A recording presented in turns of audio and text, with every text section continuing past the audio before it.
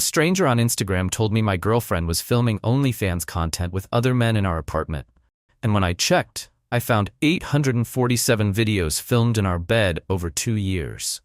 She'd made $680,000 without me knowing. The DM arrived on a Tuesday in February 2024 while I was debugging code at my desk in downtown Austin. Just another notification among dozens that day. Slack messages, GitHub updates, email alerts. I almost swiped it away without reading. Just another spam message. Probably someone trying to sell me crypto or promote their startup. But something made me pause.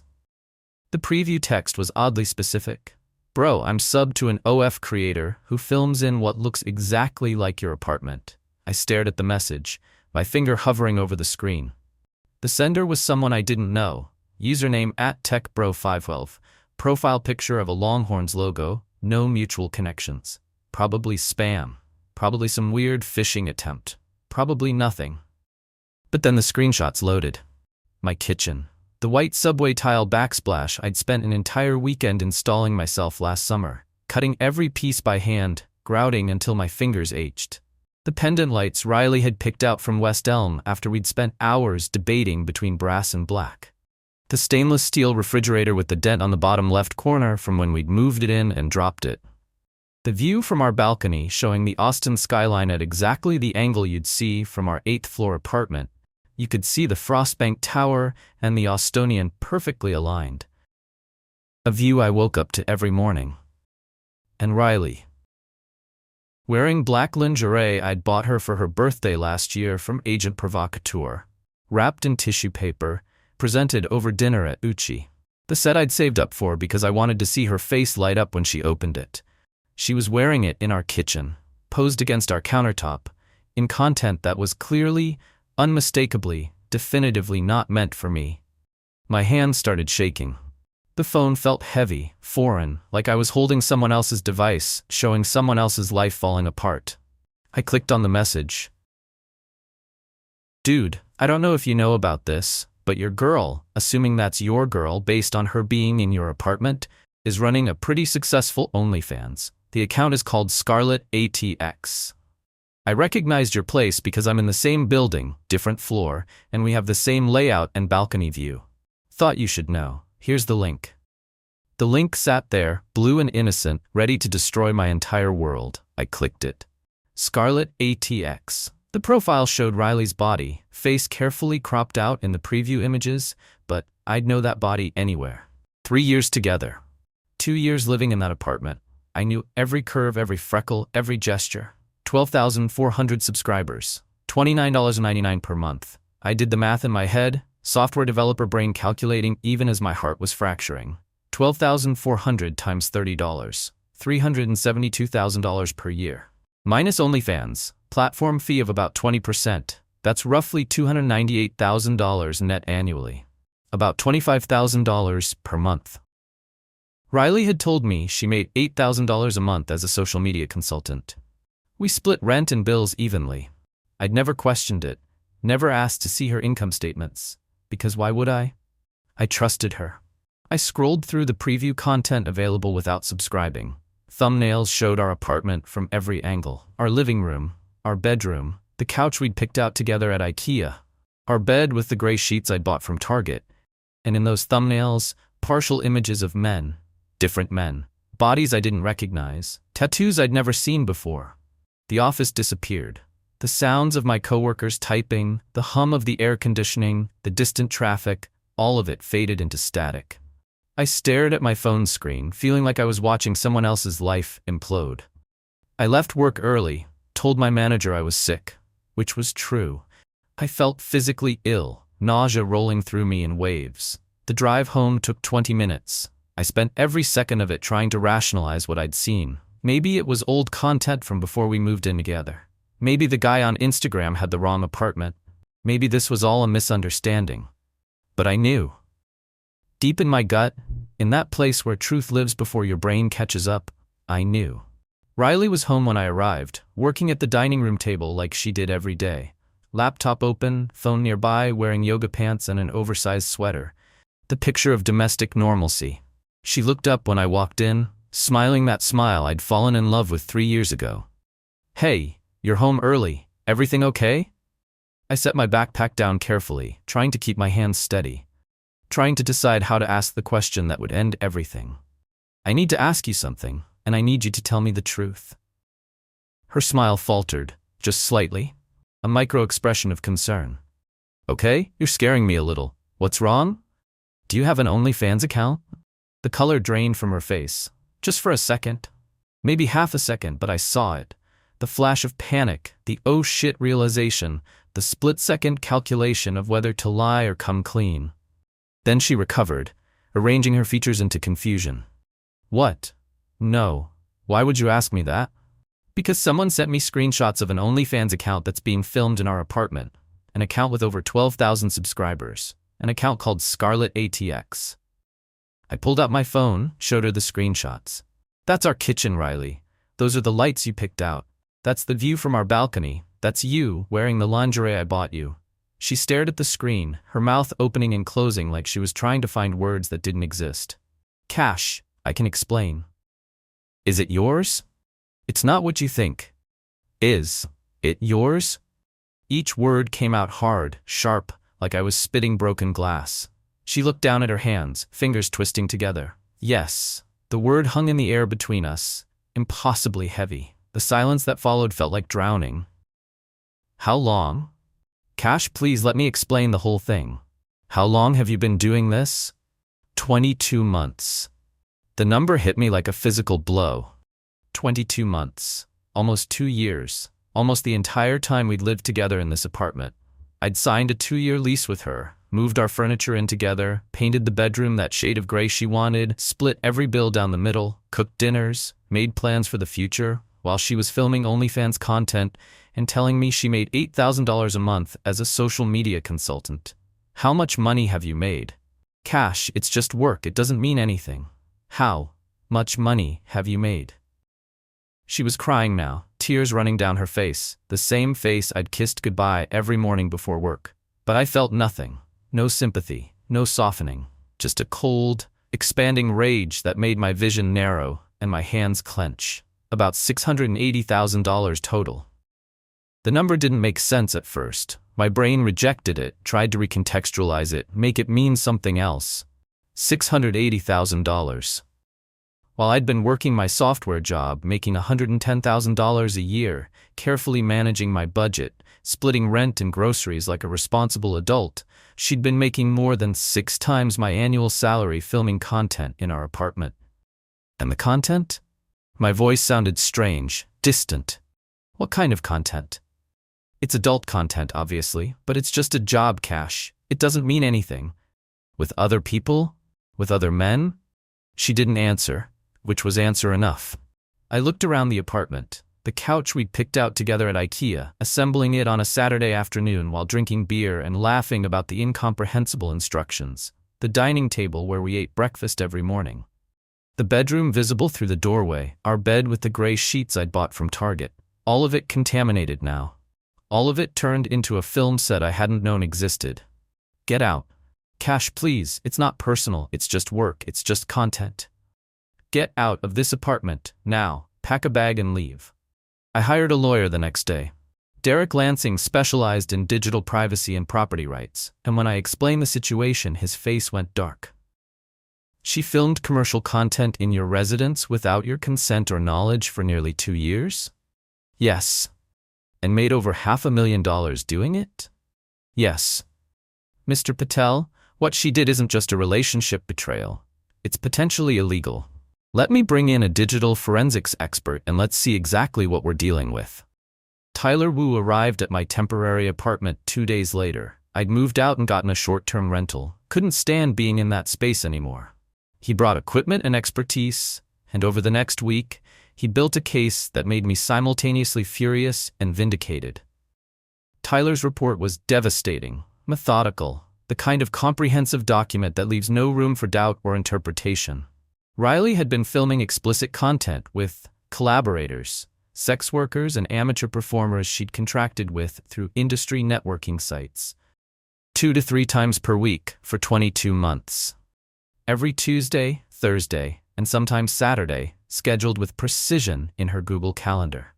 She had signed formal contracts with 8 different male performers, paying them between $500 and $1,000 per session, depending on the content type and duration. Tyler had obtained copies of these contracts through legal discovery, professional documents with NDAs, payment terms, content usage rights. This wasn't amateur hour. This was a business operation. The financial breakdown was meticulous, laid out in spreadsheets that Tyler had compiled from Riley's bank records. $680,000 total gross revenue over 22 months. That's roughly $30,900 per month, every month, for nearly 2 years. Minus OnlyFans's platform fee of 20%, $136,000. Minus payments to performers totaling $87,000 over the period, $457,000. Minus business expenses, lingerie, props, professional lighting equipment. I'd never seen her unpack, $47,000. Net profit, $410,000. All of it deposited into a separate Chase bank account I'd never known existed. All of it while she told me she made $8,000 a month consulting for small businesses on social media strategy. All of it while we split our $2,400 monthly rent payment down the middle, both of us contributing $1,200. Here's where it gets legally interesting, Tyler said, pulling up tax documents on his laptop screen. She filed taxes for the past 2 years claiming self-employment income and took a business deduction for half the apartment space, roughly 650 square feet of your 1,300 square foot apartment. She claimed it as her home office and studio, which gave her about $14,400 per year in tax deductions. I felt my jaw clench. She deducted our apartment on her taxes? Half of it? Yes, for both 2022 and 2023. But here's the problem. She never got your consent to use the apartment commercially, and as a co-tenant with equal rights to the space, you're legally entitled to half of any business deductions claimed on shared property. She essentially took $14,400 in annual tax benefits that should have been split between you. Derek leaned forward, his pen tapping against his legal pad. That tax deduction is going to be important in court. It proves she knew this was a commercial operation, not just casual content creation. She treated it as a business for tax purposes while hiding it from her domestic partner. There's more, Tyler continued, and I wondered how there could possibly be more. Some of the videos show your personal items in the background. Photos of you and Riley on the nightstand, that framed picture from your trip to Colorado, your University of Texas diploma visible on the bedroom wall, your books on the shelves. In one video, your laptop is visible on the desk in the background with your name on a label. Under Texas law, this could constitute a privacy violation. She's essentially distributed images of your private space and personal belongings without consent or knowledge. He pulled up screenshots, blurred for my benefit, but I could still recognize the spaces. Our bedroom. The dresser I'd inherited from my grandfather. The reading lamp I'd bought at Target. The closet where my clothes hung, partially visible in the frame. How many videos total? I asked, not sure I wanted to know the answer. 847, Tyler said. All filmed in this apartment. All uploaded to her OnlyFans account over 22 months. The earliest one is dated November 2021, about 3 weeks after you moved in together. 3 weeks. I'd spent 3 weeks living with her, unpacking boxes, hanging pictures, making the space ours, and she'd already started filming. Can we sue her? I asked. Oh yes, Derek said. Absolutely yes. We filed a civil lawsuit in March 2024. The charges were comprehensive. Unauthorized commercial use of property, invasion of privacy, unjust enrichment. She profited from our shared space without compensating me, and fraud, misrepresenting her income and the use of our residence. Riley's lawyer tried to dismiss it, arguing that since Riley lived there and paid half the rent, she had the right to use the space however she wanted. But Derek dismantled that argument with ease. Her lease explicitly prohibits commercial activity in the residence. She violated her lease agreement 847 times. That's how many videos she uploaded. Furthermore, Mr. Patel had a reasonable expectation of privacy in his own home. Ms. Martinez turned his bedroom, his kitchen, his living space into a commercial film set without his knowledge or consent. That's not just a lease violation, it's an invasion of privacy. The trial happened in June 2024. It was sealed to protect both our privacy, but what happened in that courtroom would become a landmark case for property rights in the digital content creation era. Derek presented the evidence methodically. The 847 videos, the contracts with 8 male performers, the bank statements showing $680,000 in gross revenue, the tax returns where Riley had claimed half our apartment as a business deduction, without my knowledge. Mr. Patel worked a traditional 9-to-6 job, Derek told the jury. Every day, he left his home trusting that his partner was doing consulting work. Instead, she was running a commercial filming operation, bringing strangers into their shared intimate space, using his furniture, his belongings, his private residence to create adult content for profit. He discovered this not from his girlfriend of 3 years, but from a stranger on the internet who recognized his kitchen backsplash. Character witnesses testified. My coworkers confirmed I'd had no idea about any of this. My parents, who'd visited the apartment multiple times, testified they'd never seen any indication of commercial filming activity. The digital forensics evidence was damning. Tyler showed that Riley had deliberately scheduled filming sessions when I was at work, using a Google Calendar to track my schedule and ensure I'd never come home unexpectedly. This wasn't accidental, Tyler testified. This was a calculated operation designed to keep Mr. Patel completely in the dark while profiting substantially from his property. Riley's defense was weak. Her lawyer argued it was just work and not personal, that the apartment was as much hers as mine, so she had the right to use it for business. But Derek countered with the lease agreement, which explicitly stated no commercial photography, videography, or filming permitted without written consent from property management. Riley had never gotten that consent. Neither had she gotten mine. The jury deliberated for 6 hours. When they came back, the 4 persons stood and read the verdict. We find in favor of the plaintiff, Kash Patel. We award damages in the amount of $240,000, representing 35% of the defendant's net profits as compensation for the unauthorized commercial use of the plaintiff's property and violation of his privacy. Additionally, the defendant is required to remove all content featuring the plaintiff's residence within 30 days and pay the plaintiff's legal fees in the amount of $47,000. Riley's face went white. $287,000 total. More than half of her net profits from the entire operation. But the real blow came with the content deletion requirement. Riley had to remove all 847 videos from her OnlyFans account. Her entire content library, the thing that had made her successful, the videos that kept subscribers paying month after month, gone.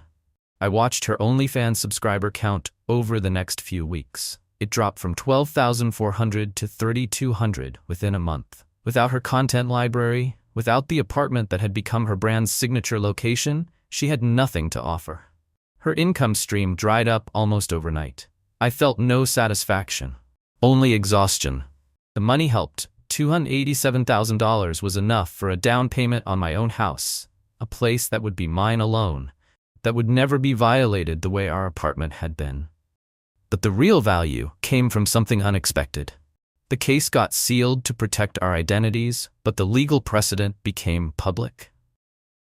Lawyers started citing Patel vs. Martinez in cases involving property rights and digital content creation. I started getting contacted by other people in similar situations. A guy whose roommate had been running a gaming channel from their apartment without telling him. A woman whose boyfriend had been filming prank videos in their house and monetizing them on YouTube. Content creators who wanted to know the legal boundaries of filming in shared or rented spaces. I started a consulting business. Nothing huge, just side work, helping content creators understand the legal implications of where and how they film. I consulted with property management companies on updating lease agreements to address digital content creation. I helped creators draft proper consent agreements when filming in shared spaces.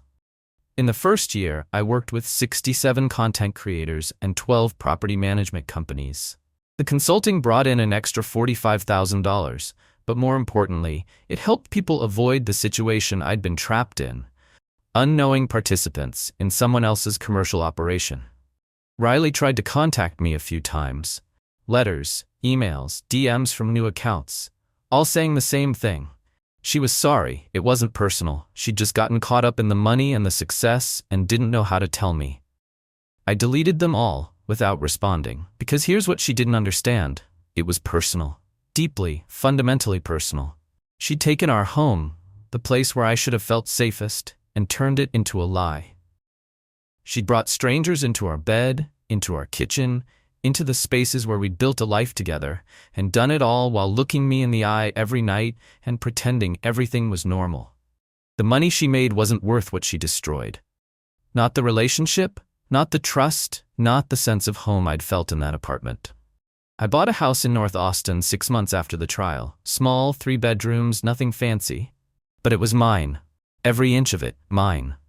No roommates, no girlfriend, no one who could use my space without my knowledge. The first night I slept there, I locked every door and window twice. Old habits from living with someone I couldn't trust. It took months before I stopped doing that. Months before I could relax in my own space. People ask me if I'm bitter about Riley. The honest answer is no. I'm not bitter. I'm careful. I'm educated. I understand now that trust isn't the same as naivety, that loving someone doesn't mean assuming they'll never hurt you. The stranger who DM'd me, TechBro5112, reached out again a few months after the trial. Hey man, saw you moved out of the building. Hope everything worked out okay. Sorry for being the bearer of bad news. I responded this time. Don't apologize. You told me something I needed to know. Thank you. Because that's the thing about betrayal this deep. You'd rather know than not know. You'd rather have your world shattered by truth than continue living in a comfortable lie. The consulting business grew. I helped a content creator couple draft a proper agreement before they started filming in their shared apartment, making sure both partners understood and consented to the commercial use of their space. I helped a property management company update their lease to address the rise of OnlyFans, YouTube, and TikTok creators filming in rental properties. Every client I helped felt like a small piece of justice. Not for me. My justice had come in the form of $287,000 and the deletion of Riley's content empire. But for other people who might have ended up like me, unknowing participants in someone else's commercial venture. I dated again. Eventually. Took a year off, then slowly started putting myself out there. But I was different now. More cautious. More direct. On second dates, I'd bring up social media presence, content creation, how people made their money. If that made me seem paranoid or controlling, so be it. I'd rather be too careful than blindsided again. I think about that apartment sometimes. The kitchen where I'd made coffee every morning, unaware that it was being filmed for thousands of subscribers. The bed where I'd slept, inches from where Riley had filmed content with strangers. The living room where we'd watched movies together, never knowing it was about to become someone's OnlyFans set. I can't unthink it. Can't unsee what I saw in those screenshots, those thumbnails, that content library. 847 videos. 22 months. $680,000. But I can use it. Use the anger, the violation, the sense of betrayal to help other people protect themselves. To educate content creators about consent and property rights. To make sure that the digital age doesn't become an excuse to violate people's privacy and homes. Riley's last message to me came a year after the trial. I know you won't respond, but I wanted you to know that I've stopped creating content. The legal fees and the judgment took most of what I'd saved, and without my content library, I couldn't rebuild. I got a regular job, 9 to 5, like normal people. And I think about what I did to you every single day. Not because I want forgiveness, I know I don't deserve that, but because I need you to know that I understand now what I destroyed. It wasn't just a relationship, it was your sense of safety in your own home. And I'm sorry. I read it once, then I deleted it. Because sorry doesn't undo 847 videos filmed in our bed. Sorry doesn't give me back the 2 years I spent living in ignorance while our apartment was monetized without my knowledge. Sorry doesn't repair the violation of knowing strangers had been in our most intimate spaces while I was at work, trusting her. What does help is the work I do now. Every content creator I consult with who decides to get proper consent before filming in a shared space. Every property management company that updates their lease to address digital content creation. Every person who reads about my case and thinks twice before turning their home into a commercial operation without their partner's knowledge. That's my justice. Not the money, though the money helped. Not Riley's ruined OnlyFans career, though there's a grim satisfaction in that. But the systemic change, small, gradual, but real, in how we think about property rights, consent, and privacy in the age of content creation. And my house, my 3-bedroom house in North Austin, with locks that only I have keys to, where I know exactly what happens in every room, where my furniture is mine and mine alone, where no strangers will ever be brought in to film content while I'm at work, where I'm safe. Finally, completely, undeniably safe. That would have to be enough. And somehow, impossibly, it was.